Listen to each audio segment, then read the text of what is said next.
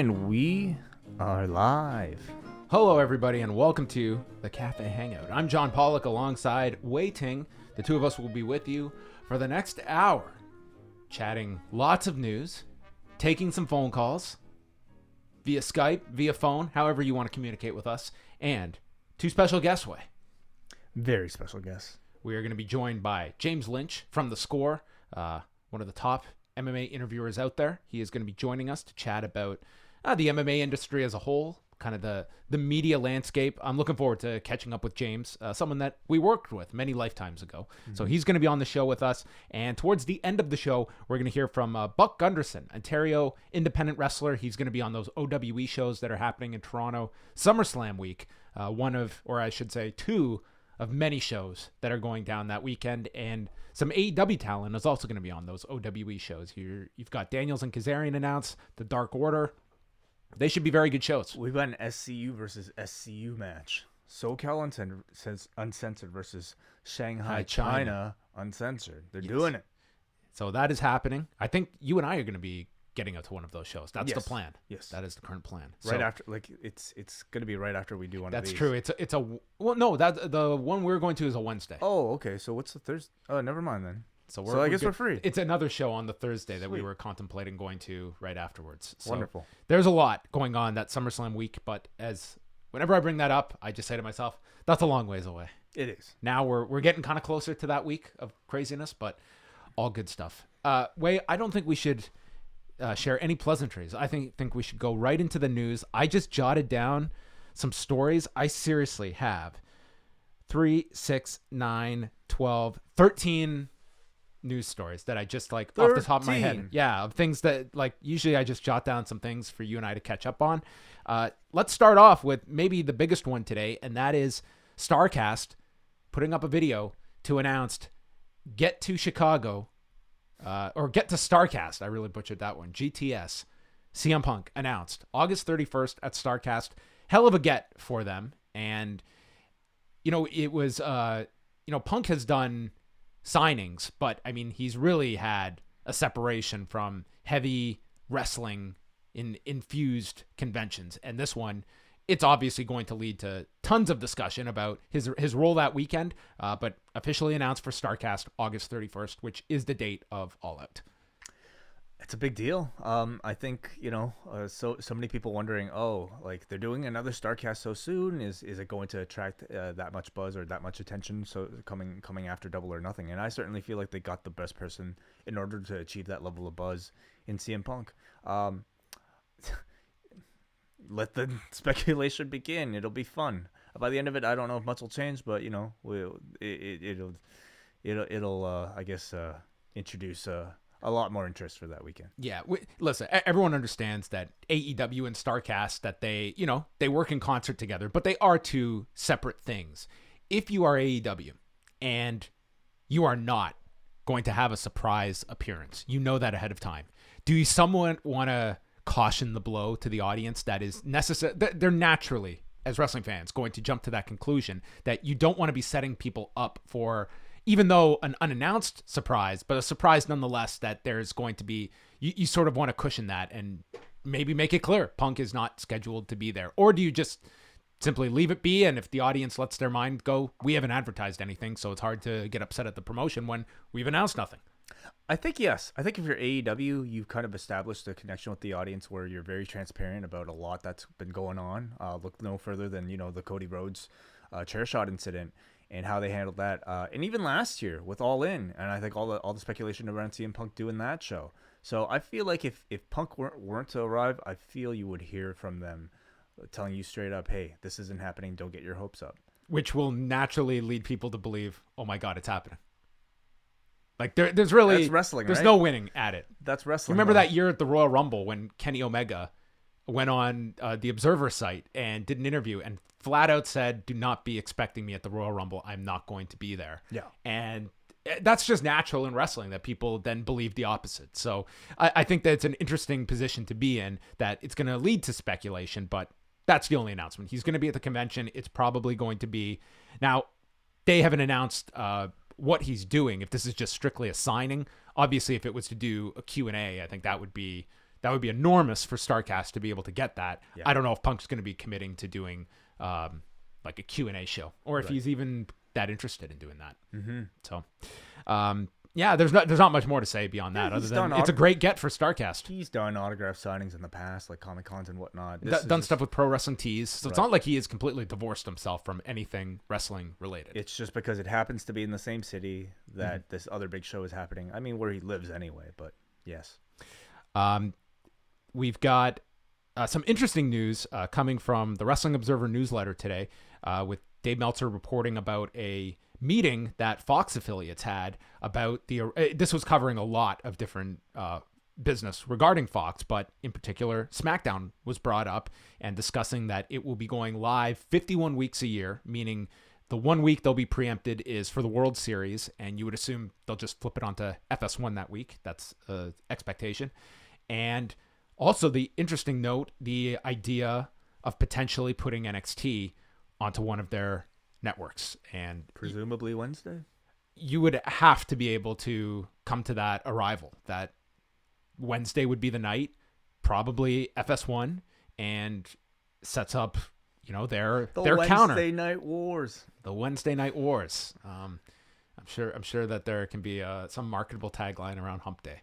Did they mention anything about it possibly going live, or will it stay taped? Nothing about that. I would think that if NXT were to suddenly turn into a weekly property, you would have to get out of Full Sail, because I have heard that one of the difficulties with Full Sail is its availability, that even now it's tough sometimes to get it on, they're going there once a month. So think about going weekly. I think you would have to take it out of there.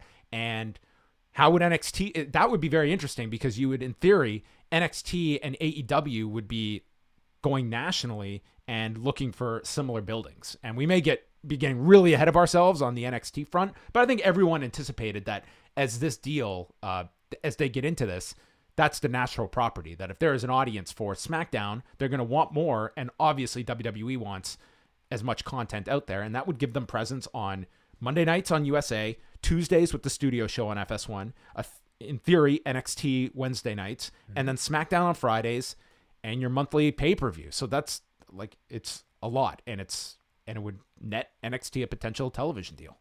And I think overall I'm really excited if they were to go that route, because I think in the end it would mean a really exciting Wednesday.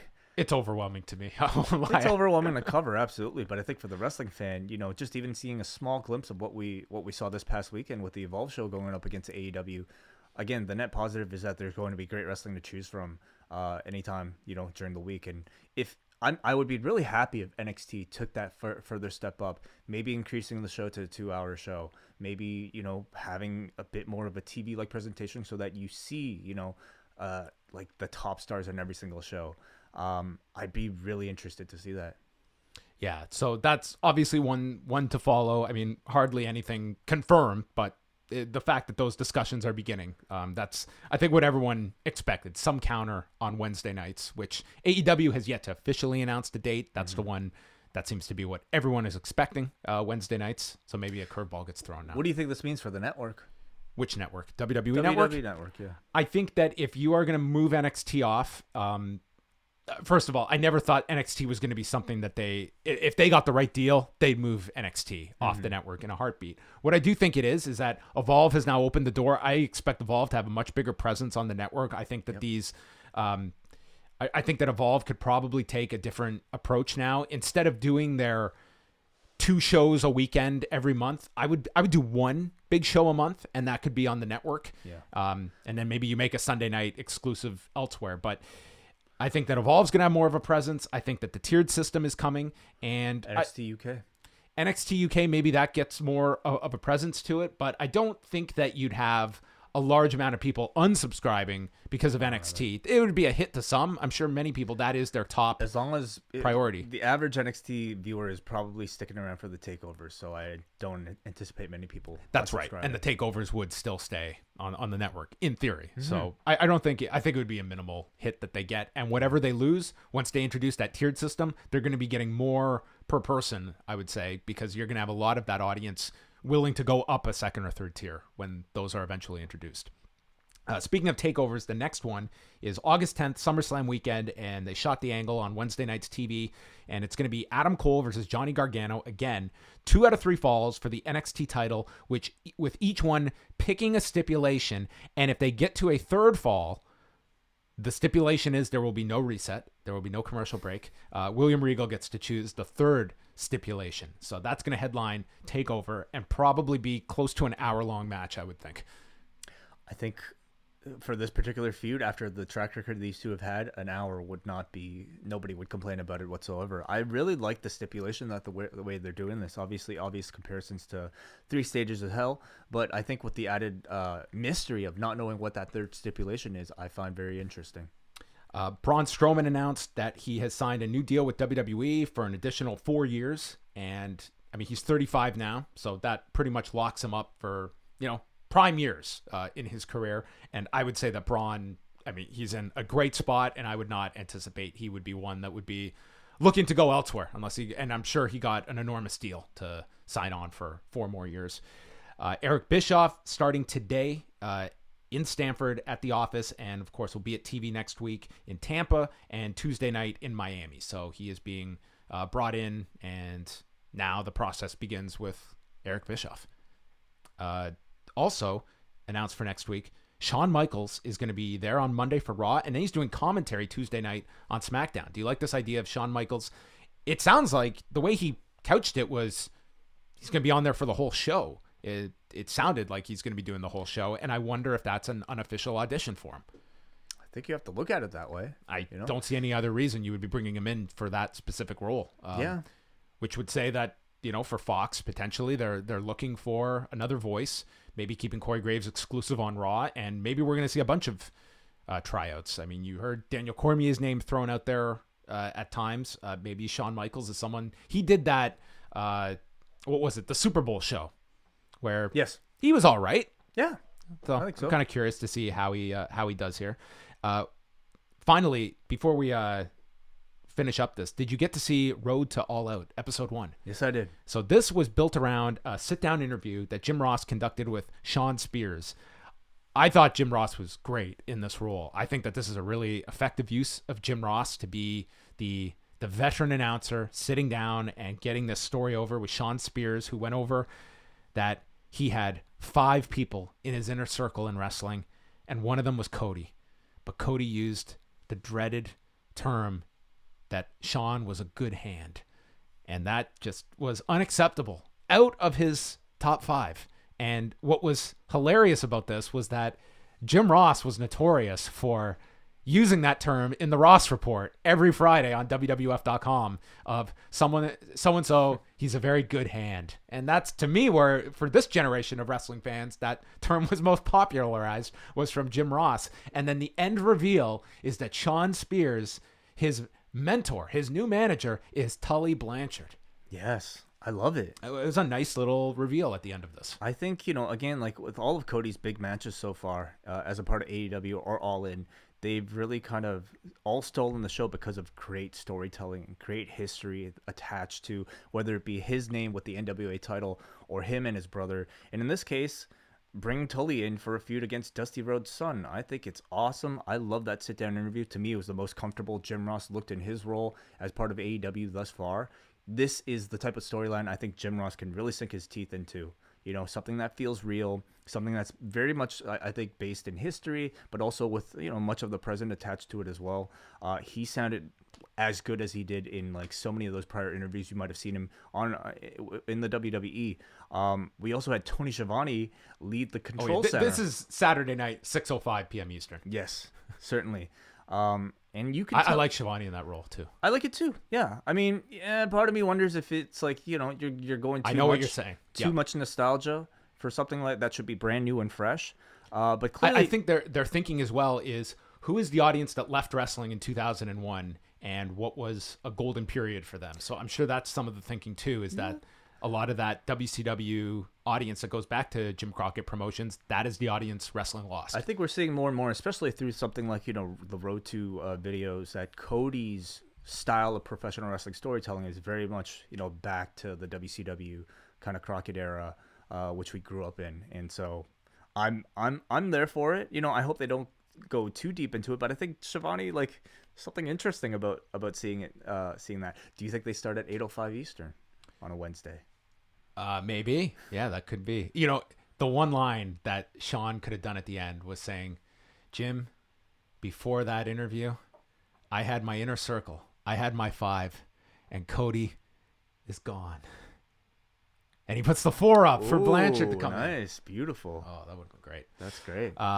Yeah, I really liked it a lot. These Road 2 shows are my favorite, like, build-up videos. I really enjoy them. I think they do a great job of getting the stories across, and I thought everyone came across really well. I like Jim Ross's interview.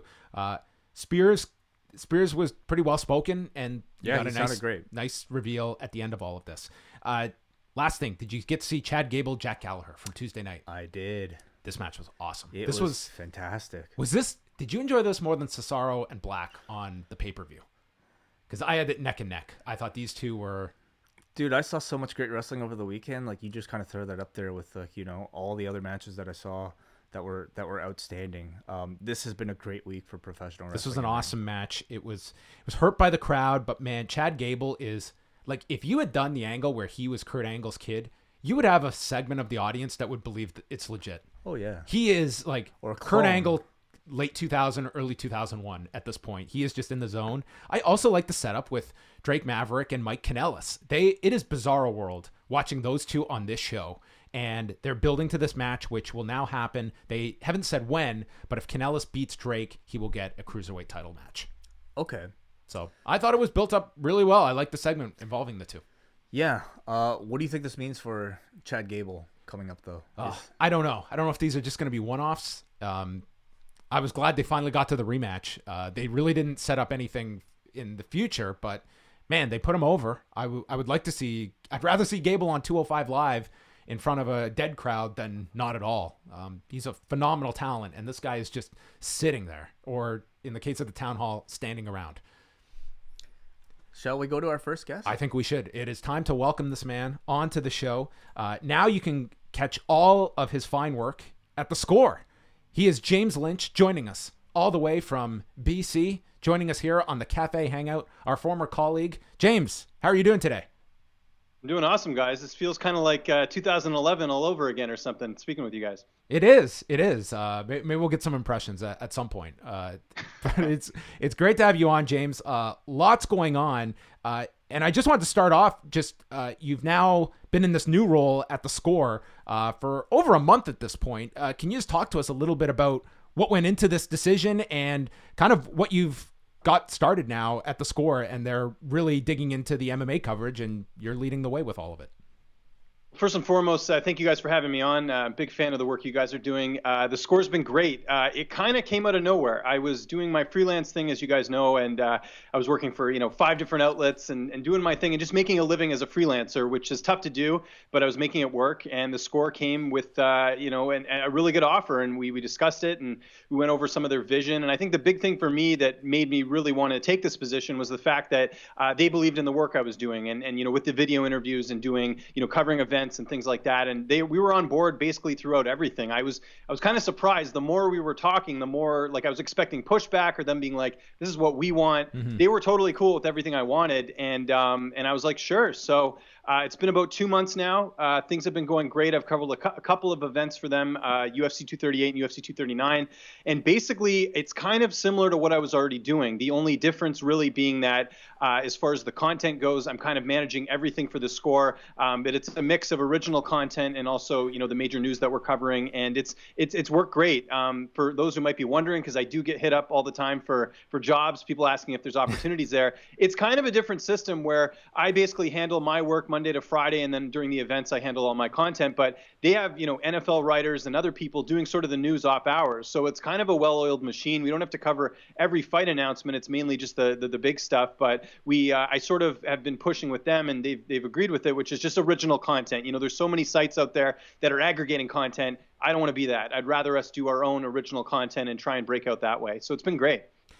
Working with as many outlets as you were, James, was it something that long-term for you believe that you would find eventually just one place to dedicate your work to, or was it something that this just kind of came out of nowhere and it wasn't really a kind of a topic that you had really addressed in your mind of where you wanted to end up? Were you happy doing what you were doing prior? I was happy doing what I wanted to. I felt like at some point I would be doing this full time. As you guys know, that it's really difficult to land full time work in this industry. It's very tough. But for me, it was, am I moving forward in my career? And I felt like what I was doing was fine, and it certainly was working out well. But to have a full time job, to have paid travel, which I've never had. I mean, every UFC event I had covered up to that point, I was paying out of my own pocket, and I was sort of doing this system where if I made enough ad revenue off my YouTube channel, I could cover the event. But, not to have to worry about that is great. Having benefits, having all that stuff is stuff that I didn't have for the last year and a half. And, I'm like yourself, John, I'm a father. So I had to think long term for my family. And I think as risky as that was, because to me it is a risk, I left all these outlets. I had good security there. If I got let go from one position, I'd still have income coming in. With this, I'm all in. So I kind of just took it in, and I was like, you know what, I got to take this. Even if it doesn't work out, at least I can say I tried. And the timing of it was great, because if you guys remember, I got hired right before all those flurries of other signings happened with MMA Fighting and MMA Junkie. Yeah. And who knows if that would have worked out for me? I don't know. I mean, I could have been really bitter and not had any offers. So it kind of worked out well. And like I said, the big thing with the Score that I was happy about is just the fact that they were on board with the video interviews and everything. Because I don't know, had I gone to another outlet, if I'd be able to do that and just, have to do writing, which I love writing, but my bread and butter is my video interviews. James, it's Way here. Yes. Hey man, nice to talk to you. It's been amazing to see your growth, from several years back, working with you as an editor back at the Fight Network, to you jumping from position to position, but constantly working really hard, growing your own brand in order to become, I think, a full-time MMA reporter like you are today. What would you kind of say has been sort of, your philosophy as you kind of left the Fight Network and decided to do your own thing? Well, I think it's pretty obvious. I can say this now. I mean, I didn't think there was any future at Fight Network when I was there, and it's no knock on the company. I mean, John, you were a mainstay. Ramdean was a mainstay. Robin Black was a mainstay. I knew if I wanted to succeed as a broadcaster covering MMA, I would have to go elsewhere. And I bounced around for a few outlets, and I kind of was just freelancing on the side. And then I realized that I could still work in this industry, but maybe not full time, and just do like a 9 to 5. But what kind of forced me to go into freelancing was the fact that I became a dad, and I couldn't do both. I mean, I was freelancing a lot on the side and still holding a full-time job up until October of 2017, and I couldn't do both. And I just remember when my wife and I were talking about it, and she's like, "Well, you're gonna have to probably give up, your freelance work." I was like, "I don't know if I can do that. Like, I really enjoy it, and I just, you guys have worked at big companies before, even outside of Fight Network. Like, it's like just to do the corporate thing, and I was working at Rogers at the time, and it was a good company and everything, and I had everything I needed financially, but I just didn't see myself there long term. I didn't want to be a manager. I didn't want to do stuff that I wasn't passionate about. So it kind of forced me to decide if I wanted to take this jump, and so I did, and I just I thought if I was going to do this, I'd have to do it full time. But what I realized at that time was that I could just work for a bunch of different outlets and just have a full time salary by working as much as I could. And that worked out for a year and a bit. And now here we are, talking about a full-time thing. But I think to kind of answer your question, I think, I was just kind of hoping it would work out. And I'm a firm believer in, if you work hard and you're passionate about something and you're growing, I think that's a big thing too. I think you'll get to where you need to get to. And so far, so good. I think things have gone quite well for me. It's the kind of industry, James, as well, where it's like, if you're not getting up and enjoying it, like, I feel like you're going to get weeded out, because it can be very difficult if you're working somewhere that you're not enjoying. And for myself, I mean, not necessarily working for anyone now beyond myself, like Way and I think it'd be very difficult now to go to a process where I'm working for somebody, maybe not doing ideally what I want to do. And it sounds like from your situation right now, like you're being given that autonomy, which I imagine happiness is a big factor in what you decided. Well, and the fact it's remote. I mean, the first interaction I ever had with them was, and I, they're like, "Oh, we're interested in this and that." And I said, "Look, I just got to tell you guys right off the bat, I'm not moving back to Toronto. Like, I love Toronto. I lived there for 10 years. It was great, but like, I'm so happy being back on the West Coast. Like, my family's here. Like, I haven't seen them for years. So that was sort of a big hurdle. And the fact that I get to do this remotely, and we have this system where, I check in a lot, and they're pretty good about it. They're not micromanaging me. They trust the work I'm doing. I think they can see from the work that I am doing, because I am sort sort of a one-man show, that I am putting a lot out there, and they've really helped me grow as well too. That's something I didn't really get when I was a freelancer. I mean, I'd have feedback here and there, but seeing how they run their company and seeing how they do things, it's really helped me in these last 2 months really grow and, you know, try out different strategies and do different things, especially with my video content, that I really think is helping me overall. And that's always the goal. You got to be moving forward. You can't be moving backwards. And again, I think, like, I love doing this. Will I love this in 10 years? I don't know. I hope I do. But for now, you know, I thoroughly enjoy getting up every morning and knowing that I get to cover the sport. It's awesome. So having done both, how much of a difference is it for you covering MMA on the West Coast? Because I envy you, James, but is it as big a difference as I have it in my mind? I think it's a huge advantage to be able to be on the West Coast and covering all of this at a more normal time zone. Yeah, and that you just said it there, the time zone. It's a huge factor. I work 7:30 till 3:30 Pacific time, which is 10:30 till 6:30 Eastern time, which is great because, like, I'm done work early. I can go pick up my kid from daycare. I can, you know, do all these things that I couldn't do. I remember when I was in Toronto working, even as a freelancer, like, I can't, like, it's tough to book interviews before like a certain period of time. Yeah. So I was missing dinners. It was tough. I mean, I got to give credit to my wife. She was patient throughout the whole thing. But living out here, being able to watch the cards earlier, like, I can watch a card at, you know, in the afternoon, and then it ends before, like, you know, 9 o'clock. It's great. I mean, and not just that, but the travel part of it too, like to get to Vegas, to get to California, that's a lot easier going out there. And, you know, if I need to get somewhere, it's a lot easier in terms of the distance. And there's a pretty good MMA scene here as well. Like, you know, I was able to go interview Julia Budd in person. Like, there's a lot of, you know, benefits to being out here, but the time zone absolutely is number one on the list. It's great, especially as an old man like myself. I'm curious, James, like, you know, what has sort of been the platform you've been focusing the most on and that you've found the most success with, and why? Well, you know, YouTube has been sort of my thing. I think that's what's really, that was one of the reasons I think I got this job and I was able to create a brand for myself, is that I noticed back, you know, 3-4 years ago that there was a lot of people doing podcasts and not a lot of people doing video content, like as far as on camera work. And I always wanted to be on camera. You guys remember me at Fight Network. I was doing auditions and trying to squeeze my way in there. But it really was something, like, because I have that editing background, I was able to figure out how to, you know, create really good high quality video interviews. And my motto back then was, I'll interview anyone. And it paid off, because a lot of the relationships that I had with fighters early on in their career are now in the UFC, and, you know, I have that sort of Rolodex. So as far as getting context, it's been pretty easy. But I think really just sort of mastering the video interview in the MMA space, I think, has really paid off, and I think that's why the Score was so interested, because they essentially just brought my brand to them, and now that, you know, everything on their YouTube channel is stuff I'm doing. So I think just figuring out that space and really running with it. And it's funny now because I see a lot of people now starting to do that, the video content. So I think that's what led to my success. And now the next step is,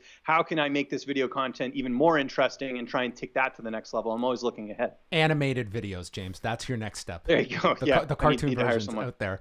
I'm curious that when they launched Dana White's Tuesday Night Contender series, now we're coming up, it was 2 years ago. Did you see any kind of direct correlation to, now you're seeing more of a mainstream UFC fan that is now exposed to a series that's introducing new names, and that's been a niche of the industry that you've been on top of, introducing a lot of fighters. And, you know, when I'm looking at fighters that I haven't seen them, you're one of the go-to channels to go, because you've probably interviewed them. Yeah, like I said, I played the long game. You know, people don't think of this when they think of, like, you know, the opportunities that Luke Thomas or Ariel Helwani has had in this industry. They've been doing this for like 15 years plus. Like, go look on Luke's YouTube channel. Go look at the early videos. Like, it's been a long grind. There's sort of this, you know, kind of attitude for some in the industry where it's just like, oh, I want to get on full time. I've been working for a year and a half. It's like a year. Like, I've been grinding as a freelancer for probably 4 or 5 years, and then even before that at Fight Network. Like, you really have to look long term in this industry. And I really, like, I always say this to younger people who are getting involved, like, cover the spots that aren't getting covered. Those relationships do come in handy. Like, Jonathan Pierce, I'll give you a small example, won a contract on Contender Series. I forgot that I interviewed him, just because I do so many interviews, but, like, he'll remember me, and I know we're scheduling something to do something soon. He got a UFC contract. Like, having those relationships help, and just being familiar with the fighters and the camps, and all that's led to bigger things. Like, a lot of people forget that, you know, there might be an unknown fighter that has a fight on the regional scene, but they might be teammates with someone like really big. So all that helps. And I certainly know the fighters, like even the bigger name fighters, they appreciate the fact that I have gone that extra route and I'm not just hitting someone up for the first time that I've never heard of. Like they are aware of me. Like I'm very surprised sometimes where I'll have people mention to me or come up. I had Michael Bisping, no joke. I'm not like saying this to brag, but I was at the UFC Hall of Fame, and we did our interview. Everything's good, and he's like, "Hey man, like just wanted to let you know you're doing a great job with your interviews. Like I watch them all the time for my prep, and like the fact that he even notices that is great." So it obviously shows that there is, a long-term plan, and it's good to invest, in these up and comers, because it does pay off. The views might not show on YouTube, but like I tell the score, it's an investment. You got to look at it that way. One of the reasons I wanted to have you on as well, because I think that the last 6 to 12 months have been really fascinating from just the moves that we've seen in the MMA media landscape that you alluded to. We have seen some major moves, and it's a part of the industry that I find really fascinating that doesn't always receive as much attention. But we've seen the launch of The Athletic with a lot of talented people, the amount of people that have gone to ESPN, how MMA fighting's been affected. Watching this from afar, James, how would you assess right now the health when it comes to full-time positions in MMA media and kind of the shifts that we have seen over this past year? I think it's great. And I think, people who say it's doom and gloom or like what's happening with MMA fighting, I just think the industry's changing. And I think The Athletic's great because there's a lot of good long form writing that unfortunately doesn't work with a lot of the outlets, because a lot of the outlets are based on clicks.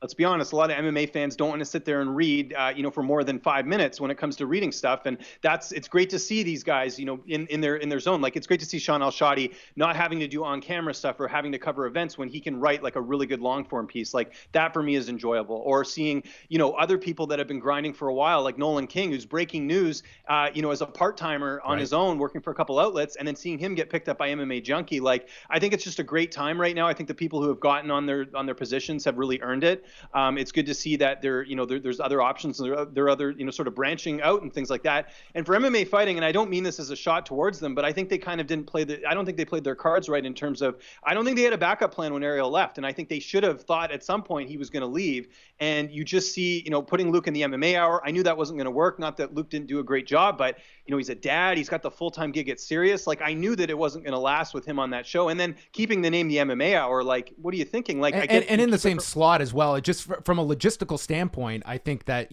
Luke is fantastic, and it's very difficult when you're keeping the name, you're in the same slot. It was going to be very difficult right from the get-go.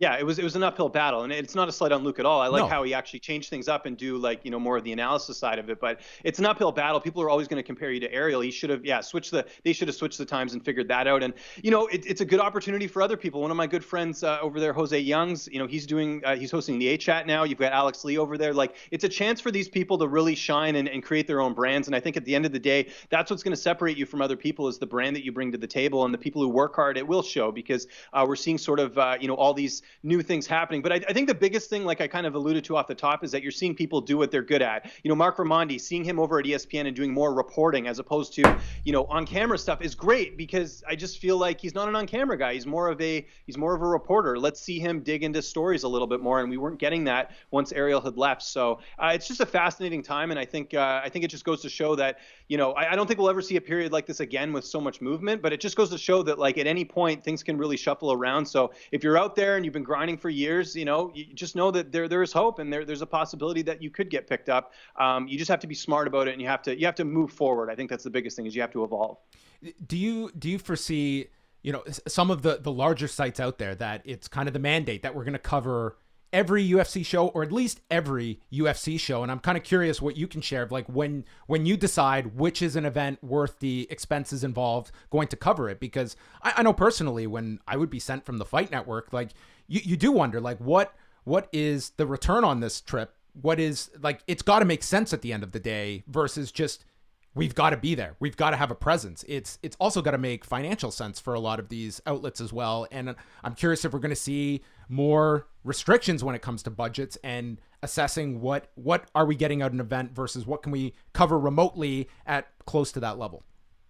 Yeah, it's been tough right now because the two events that I've covered for the Score, UFC 238 and 239, did great numbers. But part of that is who was on the card. I mean, 238, you had the both the title fights, and for 239, I mean, Ben Askren alone. I mean, you should see the numbers this guy gets. I don't know Wow. why people dislike him so much, but he outperformed anyone as far as the YouTube views and everything else. It was really crazy. I had really good numbers on both, and from a YouTube channel that was starting from scratch. I mean, we were at almost 5,000 subscribers, past 1 million views. Like, that's great numbers, and that's because of those two events. But going forward, it's funny you mentioned this because I just sent an email to my boss today about potentially covering Bellator 228, and it's not like a huge card, but Gegard's on there. Obviously, I want to go cover that, and there's the title fight and there's the tournament, and I think it's good for us to cover a variety of things. I know, and I kind of outlined it. I said, look, this isn't going to be the same numbers as we had at those two other events, but I think it's important, and from an investment standpoint, to show Bellator some love, to go to one of their bigger cards. I don't know if they're going to have a bigger card than that later in the year. So it's kind of,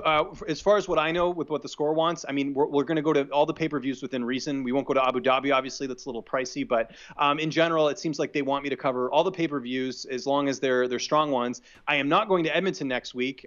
There's two kind of reasons for that. I'm actually doing commentary next week for a local promotion here. But also, too, I mean, it's not a strong card. I mean, I think if you look at it top to bottom, you've got Holloway, you've got Cyborg. Anything can happen in a fight. But if I'm looking at both of those matchups, I think there's two pretty clear winners there.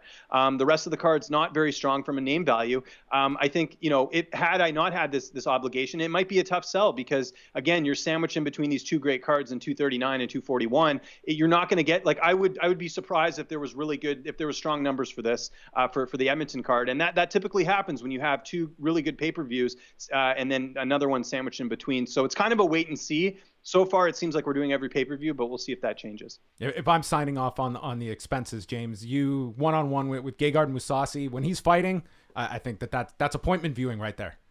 I'll do you one better. Here's what I'm trying to do, actually, and I've kind of talked to my boss a bit about this because his manager and I get along great. He was actually at 239 because he manages Panny Kianzad. I got to play video games with Gegard Mousasi. Like, that has to happen. I have to get him, like, my goal with this, I don't want to spoil this for anyone, but I would love to see him play, like, a really difficult, like, retro game and just to see his reaction to that. Like, how fun. I think he has a short fuse. I think you'd get some gold of a reaction. That's what I'm saying. Imagine him playing like Ninja Turtles. You remember that game back in the day, how difficult that was? Like watching him play, that would be hilarious. So that in itself would be funny. And just the thing that I looked at with that card as well is there's just so much good access. Like, I'm sure I don't know how much Bellator, actually, you guys probably didn't cover much Bellator because of the TV deal, but they're really good with media. Like, that's one of the things that I kind of told my boss as well, is that, like, the access with it is so great. Like, they're really good about, like, even after a media day, they're good about, like, oh, did you get everyone you wanted? Like, the UFC, I get it. They have their sort of the way they do things, but with Bellator, they're a lot easier as far as the access. So we'll see. Hopefully I get to go because I got to play video games with them, man. Like, that's just so cool. Yeah. I mean, I did as many Bellator interviews as I did, like, UFC towards, like, during that whole period. Like, Bellator was always, to me, very easy to deal with and made tons of people available. Like, that was always, to me, a big strength of Bellator, that they'd kind of just offer you whoever you would like, pretty much, as well. Before we wrap this up, a big fight announced for your neck of the woods with Donald Cerrone taking on Justin Gaethje.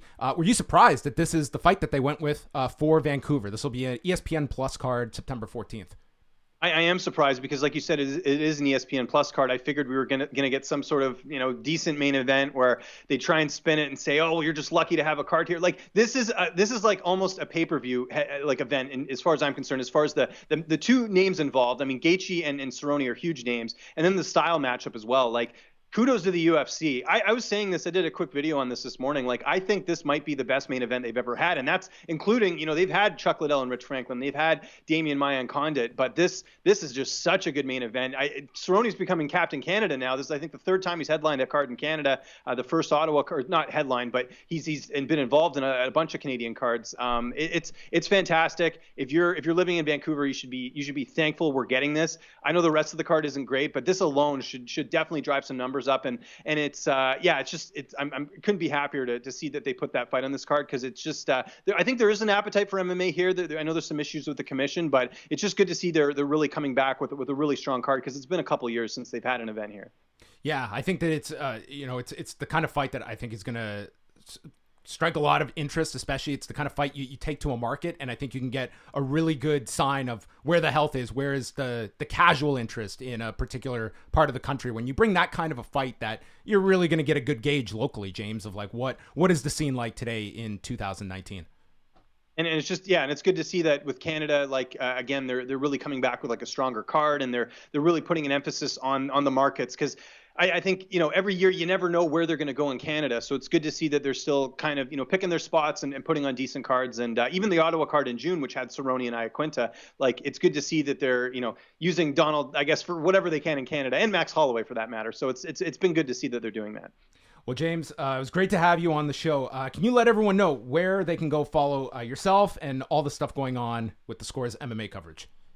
Just go to thescore.com. You can find everything under the MMA tab. But our YouTube channel is really what we're trying to push right now. If you just search the Score MMA on there, we're brand new. Like I said, less than 2 months. Really, what you're going to find there for your audience, if anyone watching here, is just original content. That's what we're really pushing. You're going to get a bit of everything, not just UFC, not just Bellator, but Contender Series, PFL. Just interviewed a Canadian prospect today. Like, I really want to give you guys something different, because you can find all that good UFC and Bellator stuff on all the the junkies and MMA fightings of the world, but really trying to create original content and trying to squeeze our way into this very busy industry. But most importantly, guys, thank you so much for having me on. Follow me on Twitter @LynchOnSports, and thanks again for having me. This was awesome. All right, thanks so much, James, and good luck securing Gegard. We will greatly anticipate your showdown. Thanks, James. Looking forward to it. Thanks, guys. Appreciate it, everyone. That was James Lynch, of course. Lynch on Sports on Twitter is where you can follow all of his work.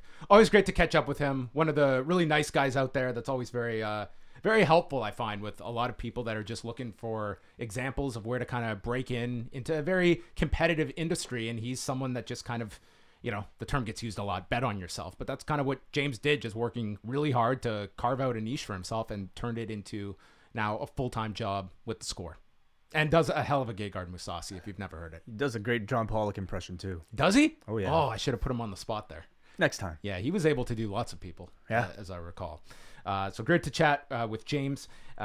We will be joined in a couple of minutes by Buck Gunderson. If you're not familiar with him, a mainstay on the Ontario independent wrestling scene, and he's going to be involved in the OWE shows that are happening coming up SummerSlam week, which will kick off on Wednesday, August the 7th. And then we're going to have about 10,000 shows that week, coupled with the finals of the G1. So it's going to be absolute insanity. And then after Monday, I'm going to disappear.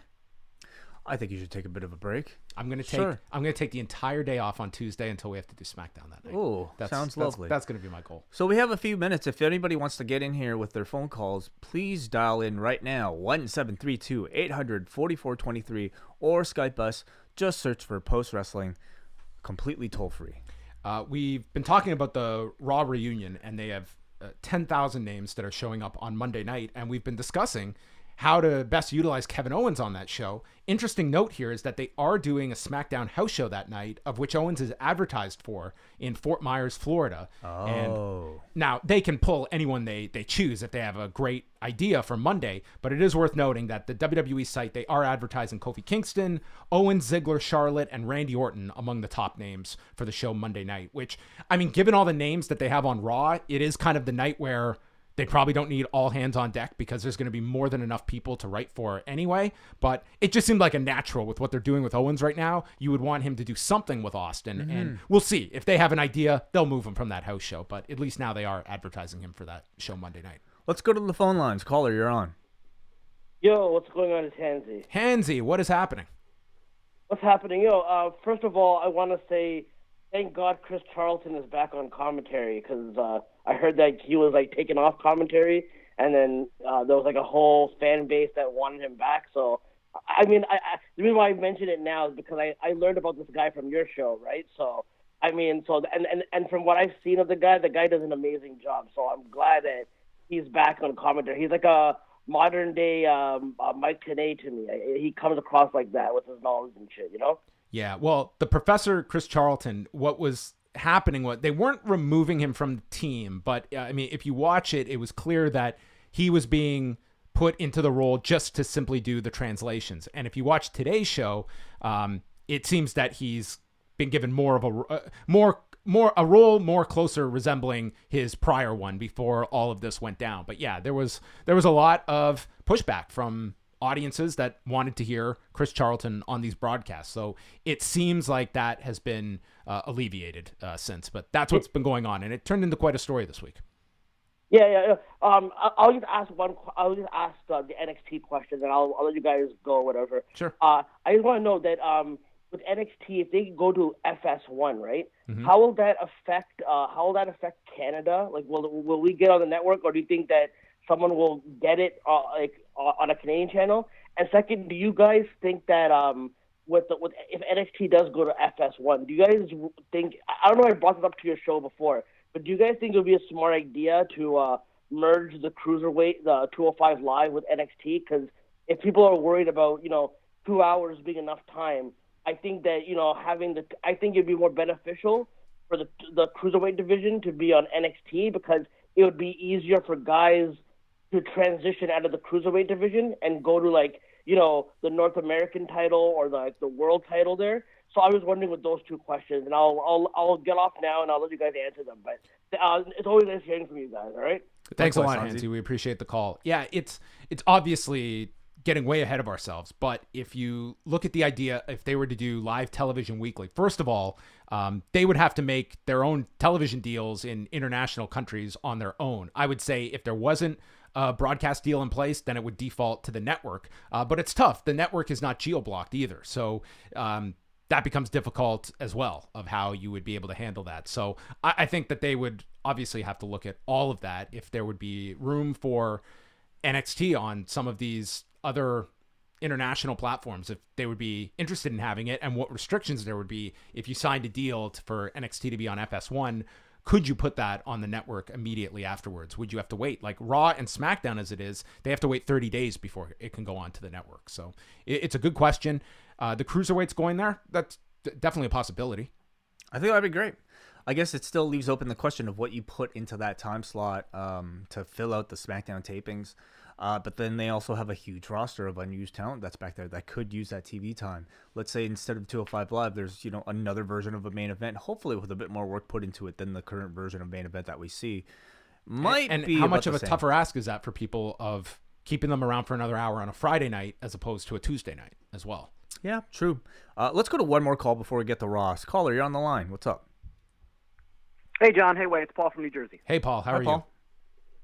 Good. First off, I have to say, Gegard Mousasi playing the original Ninja Turtles game is something I didn't know I wanted in my life, but my God, I would pay good money to see that, because that game's a pain in the butt. But I wanted to bring up, you guys were talking about, I remember on Review Raw, you were talking about that Alexa Bliss match, and I know she was very critical of the fans. I didn't find really anything, like she said it was very disrespectful, and I didn't really find them to be that disrespectful. I thought it was a bad match, and I thought that, for me, you guys know, 'cause you've met me, I'm visually impaired. So if I can see somebody missing kicks or like botches, it's a botch. So I'm sure as a performer that stinks, and I'm sure that's a tough night for them. But like, do you find that the fans were being disrespectful, or do you think they were just responding to a match that wasn't very good? I don't think that it's, I had no issue with the crowd's reaction to it. And I also understand Alexa Bliss having a reaction like that. I don't know if I was a close friend of Alexa Bliss, if I would have encouraged her to tweet that. Because, yeah, I think in the grand scheme of things, it was a bad night. That was it. No one's talking about that match today. It was a bad match. Everyone knew it was bad. They probably realized it was bad. They were out there for 23 and a half minutes. And to me, it's no different than a comic that goes up there and they bomb one night. That's going to happen. It's not the end of the world. And I don't blame the audience that it's not always going to be just... I think the audience as a whole are much more accepting and are not the type now that are going to be chanting the "you fucked up" chants of years past. I think it's rare we get reactions like that. Yeah, I totally think just like leaving it alone, like you said, it's just going to go away. I think, like, I'm a big Alexa Bliss fan. I like all the women that were in that match. So yeah, I was just curious to get your thoughts on that. But yeah, thanks for taking my call, guys. Thanks a lot, Paul. We appreciate it. Thanks, Paul. All right. Yeah, I just think that, there's going to be nights when you don't have a great outing and you just simply look to the next one. And it was something where the match wasn't working and an audience is there. Like, to me, that's not ruining the show. It's an audience that, they responded how they did. And that's when you're doing a live entertainment performance and you're willing to sell tickets to an event that comes with the territory, that it's not always going to be the reaction you receive. And then the performers adjust accordingly. That is kind of professional wrestling. It's feeding off of the audience and being able to manipulate in such a way that you get the desired response. So that to me was that, and not something that many people are going to be focusing on beyond one night, which is all it was, a bad night. As we are locating our guest here, some other news and notes from this past week. Joey Janela has been announced for Battle of Los Angeles. He's the latest entrant into the September tournament. SmackDown did 2,122,000 viewers on Tuesday. That was their highest number in 3 months, going back to the Superstar Shakeup, April the 16th. So whether it was a combination of the Town Hall promotion, Daniel Bryan's announcement, and coming off the pay-per-view, there was heightened interest in SmackDown as opposed to regular weeks, which was a bit surprising, but maybe there were a lot of people that figured Bryan might be announcing something big, and maybe they just thought, wow, a Town Hall. I want to be part of this Town Hall, and what a payoff it was. We'll see if the ratings hold up for the next week. I think they will next week. Coming off that Raw reunion, I think SmackDown will get a bump as a result of that, just naturally. All right, are we ready to move on to our next guest? Well, coming up, SummerSlam week. There are so many shows going on in and around Toronto, and the Summit is featuring a ton of promotions kind of underneath this umbrella. And part of that is OWE, who are going to be running their first Canadian dates Wednesday, August the 7th at 4 p.m. And then they'll be back on Saturday for an additional show at 3 o'clock p.m., both going down at the Midtown Event Center. And a man that's going to be part of these, you know him as Buck Gunderson, and he is joining us here on the Café Hangout. How are you doing today, Buck? I'm great. How are you guys? We're doing fantastic. We are bracing ourselves for perhaps the craziest week in the history of Toronto wrestling. Would you go so far as to say that this is the busiest you have ever seen this city in terms of the number of shows and the amount of performers that are going to be in the city? Absolutely. It's insane. You can't sneeze and not hit a show next month. For a performer like yourself, I mean, this has to sort of be a great indication that, the WWE bringing SummerSlam here and crossing the border, like other shows will follow, other companies will want to come to town, and it's got to be something like that Toronto is able to support. First of all, that's a better question. Do you feel that the city can support this volume of shows that week? What are kind of your expectations going into this? I feel it can support that volume of shows, that number of shows. If WrestleMania is any indication at all, I was there this past WrestleMania to take in this sort of structure of that many shows around WrestleMania being the epicenter. And Toronto's been starving for a pay-per-view, and they have a tremendous independent scene. So I hope it'll be quite similar to what goes on WrestleMania week. In particular, Buck, we're here to talk about your participation in OWE's first event in Toronto.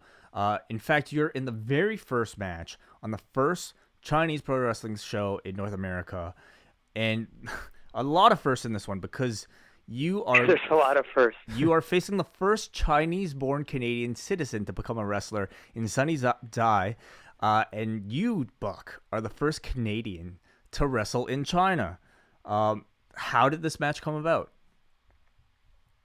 Absolutely. Well, last year, it was during my tour, my first tour there in China with MKW, Middle Kingdom Wrestling, that I found that out, that I was the first ever Canadian to wrestle for a Chinese company there in China. And now, where is the verification for that? I totally believe you, but where is the... Well, to my knowledge... Yeah. Well, I was speaking to some of their journalists and historians over there because professional wrestling is relatively new in China. And the only examples of Canadians they could find were in places like Macau had some cards. But prior to myself, they couldn't find any Canadian that had wrestled in China. And this is mainland China you were on? That's right. It was in Harbin, China, which is the home base of MKW. Now, was there Was there a big process to go through to be able to get onto these shows? What was that like? Well, there was the visa process to get the visa. Well, I had to apply a couple times. It was very in depth as far as visas and traveling. It was the most in depth and the most paperwork and roadblocks I definitely had to go through. And I ended up going over there during the whole travel advisory with the Huawei situation. Oh wow! So that was pretty nerve-wracking, especially for my family. And how did you get hooked up with Middle Kingdom Wrestling in the first place? Well, that's a whole story in and of itself. Initially, long story short, I had applied for a coach position over there, and I was accepted, but there was some family emergencies that prevented me from doing that. So they went with another coach, and I kept in contact with them. So when they had their big international Belt and Road tournament coming up, they reached out to me to take part in that event, which I think it had wrestlers from over 20 countries on that card. So what was it like wrestling in front of that audience that, as you mentioned, like wrestling is kind of new, that they're kind of viewing this through different eyes than you're probably used to performing in front of? What kind of conclusions did you take from that audience and what they're looking for within professional wrestling? Well, as far as the audience in China, a lot of the audience there were taking the event in almost like purely as observers, just watching it like it was a play or movie.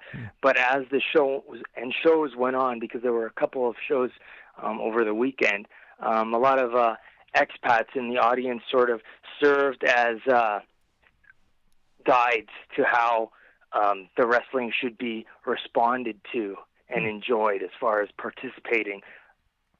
Now is the concept of kayfabe very much alive with the audience, or did you get the sense that the audience knew what was, like that this was a performance and what they were watching was, theater? It was a very different audience. I couldn't really gauge that aspect, but they definitely enjoyed it and wanted to know more, take pictures with the wrestlers, be fans at the end of it all, and know more. What could you tell us about Sunny Tide, the first Chinese-born Canadian to become a wrestler? Is that right? Well, it's absolutely first Chinese-born Canadian citizen professional wrestler. Yes, absolutely, and so it's another first to add to the pile here for the first OWE show. Like I said, MKW. They were having that Belt and Road Initiative tournament, and now OWE is building its road by having OWE Toronto and reaching out to myself as the first Canadian and the first Chinese-born Canadian wrestler. And we hope to set things off in an epic way in that first match, set a high standard for what's set to be a tremendous cross-promotional showcase between Smash, OWE, and AEW. Now, when it comes to OWE itself, I'm sure more and more fans are now becoming familiar with the promotion and seeing their working relationship with All Elite Wrestling. But for those that maybe have not seen any of their shows proper, can you tell us a little bit about the style that OWE is introducing and kind of just what were your initial impressions of OWE and things that they're doing different? OWE is definitely something different, something uniquely Chinese.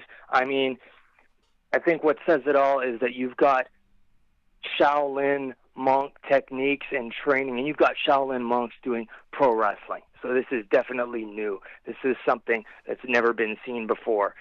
And it's going to be an interesting hybrid with all those three brands coming together. That should be the name of the show. OWE Toronto presents Shaolin monks doing pro wrestling. I think that's no explanation necessary. I think that's the sales point right there, Buck. That's a tagline right there. As we talk about this big week as well, I mean, you've been part of this scene for so many years in many different capacities, and you mentioned kind of the health right now and so many different companies that are running at this time. what do you kind of attribute to getting to this point where, there was a time when this was not this hotbed that it is today. What do you kind of attribute as some of the reasons to where we are today now in this Toronto wrestling scene? Well, I think be it Toronto or anywhere else, as far as independent promotions, just the ability to have so many eyes on them and people to decide whether they do or don't like something. Like, I remember having to seek out ECW on UHF and then have an antenna angled right to watch it because I was that far deep into professional wrestling. But with something like the WWE Network now putting documentaries and showcasing things like Evolve and NXT and the histories of the wrestlers participating in these promotions, it makes it so much easier for even the casual fans to see something they might never had seen before if they were seriously into tape trading. Yeah, absolutely. Now, how about wrestling in the Toronto indie scene in particular? Compared to, you've been doing this for like a decade, right? Haven't you, Buck? Absolutely. And in that decade, I mean, again, as far as eyeballs being on products, I found in that time that doing professional wrestling in the U.S. is going to garner more eyes more easily. In Toronto, so many wrestlers who are very talented toil away, and there just isn't the right eyeballs on them so that they can showcase themselves in a way that will further their career as quickly as it might doing the same things in the United States. There's a great opportunity here now. Right. And obviously, visas are always going to be a real major issue for Canadian wrestlers. Is that something, you've even investigated yourself, or is it not worth it? Visas. Oh, for wrestling, for working in the U.S., I mean. It's definitely an issue working in the U.S. As far as being able to wrestle in the U.S., to my knowledge, Canadians technically they're not allowed to go and be a professional wrestler and cross the border and get paid to work in the U.S. But as far as Americans coming up to do so in Canada, they're 100% allowed to do so. So it makes it much more difficult to branch out into the United States. I wanted to mention some of the other matches on this OWE show. One of the headlining matches on the very first night, which is August 7th at 3 p.m., taking place on the same card that Buck is wrestling, is the Dark Order from AEW taking on Strong Hearts, comprised of T-Hawk and Lindemann. And more matches to come to be announced for that one. But on the other show, which is August 10th, we have our good friend Sebastian Suave taking on Shima in one of the headlining matches. Also, Psycho Mike takes on Sky. Yeah, I mean, these cards look great, and there's a ton of great wrestling going on in the city. One disappointment, Buck, is I think that if ever there was a week for a Pillow Fight League reunion, this would have been it to do in Toronto. I think that would have been the Kaiju Big Battle of the weekend, to do a reunion. Absolutely. Of the gone but not forgotten PFL. Yes. You were involved with the Pillow Fight League, and I don't. If you weren't around at that time, the amount of success that you guys had and the attention you guys got, like from the likes of CNN, like it was really something to watch. Of something that just it really caught on. Absolutely, it was unreal. Touring all over Canada, all over the U.S.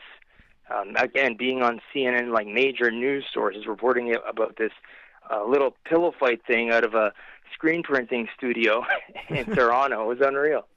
Trivia: do you guys know who the first male performer of the Pillow Fight League is? Oh, are we on the line with him? Yeah, in a way. Another first. Amazing. Last question here for you, Buck. You are part of Battle Arts, Santino Morella's training academy out in Mississauga. He is scheduled to make an appearance on this coming Monday's Raw reunion. Has he tipped you off at all about how he might be preparing?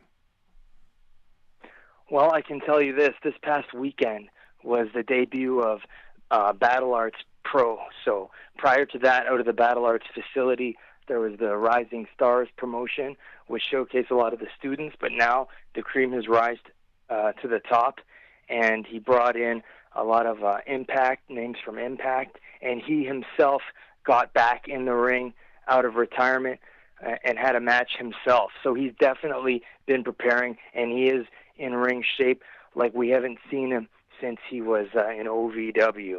Wow. Well, there you go. There's a tease for you right there. Well, Buck, we're looking forward to coming out for the OWE shows that are happening. Once again, the first night, it is Wednesday, August the 7th, 3 p.m. Eastern time, or 4 p.m. Eastern time, my mistake, at the Midtown Event Center, and then they're back on Saturday with a 3 p.m. start time.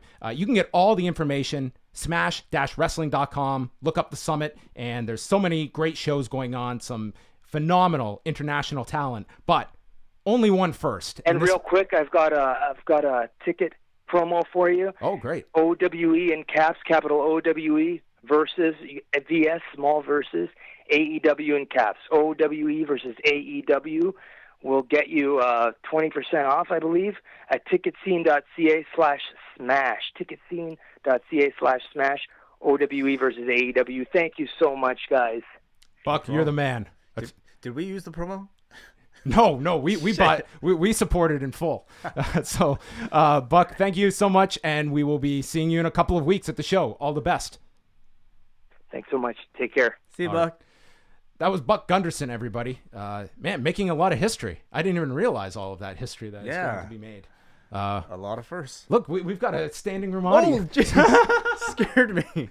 Oh my God. We've got an audience here. John's kid just poked out the window. He comes to this window and he scares me sometimes. Oh my God. I'm like, who's that little small man? Yeah, he's up there. That's hilarious. Okay, let's I want to take some calls. I want to take some calls because some people are trying to get on before. We'll at least like be on for a couple more minutes here. If you wanted to get in on the broadcast, please call in right now. Way's reaction was just my awesome, God, he freaked me out. It's like the most adorable, most scary little man. He's 2 now. Wow.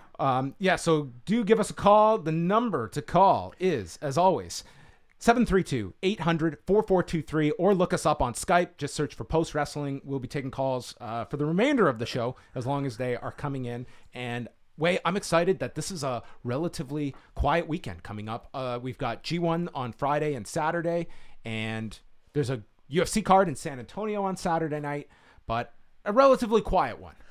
Yeah, I would say so. In comparison to last weekend. Yeah. No weekend is crickets, but... Yeah, how are you finding the are you in a groove now with the G1, would you say, with 5 shows in? Well, ask me that on Monday. I will see after this weekend. But no, it's it seems to be going fairly well. Like, these are very easy shows to watch, and you know, it's not as though you're watching a 4+ hour show each day. If the wrestling was not good, I don't know if we'd be having this conversation, but because all the wrestling has been so strong, basically you get like an hour and a half of it every single day.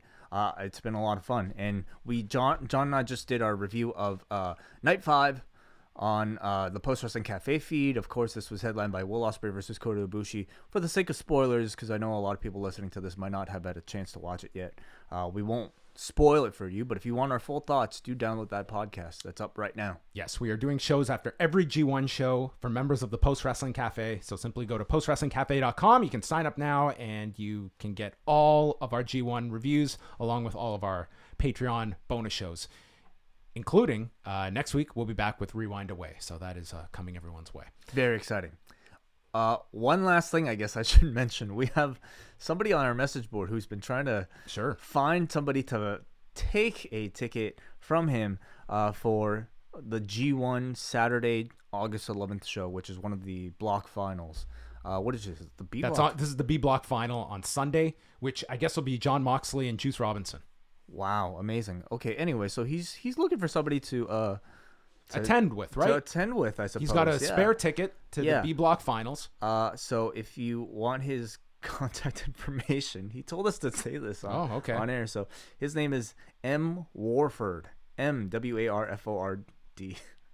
First come, first serve. Yes. This is weird. This is like matchmaking on the Café Hangout. It's what we do. We've made quite a few friendships, I would say, through our little communities. Oh yeah, like after a certain age, I don't think you make friends anymore. Like this is my gateway to making friends through this show. Wrestling is how we make it's friends. like the friends get lower as the age gets higher. It's kind of true. That's a really depressing note to All right, end this no off on. no calls. I assume everybody's shy. I take that back. No friends. No friends either. That's but, okay. This was a fun one. It just went by in warp speed. Thank you to Buck Gunderson for joining us, as well as James Lynch. Check out all of his fine MMA coverage that is going on at the Score. At Buck Russell's, at Lynch on Sports. Correct. Check out all of that great stuff. Way and I will be back. We'll have G1 shows coming out Friday and Saturday on the Café. As well, 2 new editions of Cruel Summer are out this weekend. Up next is up right now. Yes, you can check that out with the review of Wednesday's show, which featured Apollo Crews versus Kushida. Very good match. Yeah. Kushida is now using the Sakuraba lock. That's what it's called? Yeah. Out with the hoverboard lock, in with the Sakuraba lock. Wow. You figure if anything they would like okay, I guess you don't want to I don't know, is hoverboard like copyrighted or something or No, I think they just want to change something. Right. I see. No, give it a but fresh to coat. give it reference to Sakuraba, I think that's really cool. I like the name better, to be honest. Yeah. I think it's a cooler name. Yeah, So, very there you cool. go. That's happening. Go check out Up Next. You can subscribe to their own feed. They also did a great review of the Evolve 131 card from last weekend. So go to postwrestling.com, postwrestlingcafe.com. Thank you to all of you for tuning in. Wait. Hold on a second. You gotta talk a little bit slower, John. The beautiful music to take us out. It would not be a cafe hangout without this music that should be playing in every cafe worldwide, whether you are in Shanghai, China, or Toronto, Ontario. These are the tones that say thank you for listening to the Cafe Hangout. Goodbye.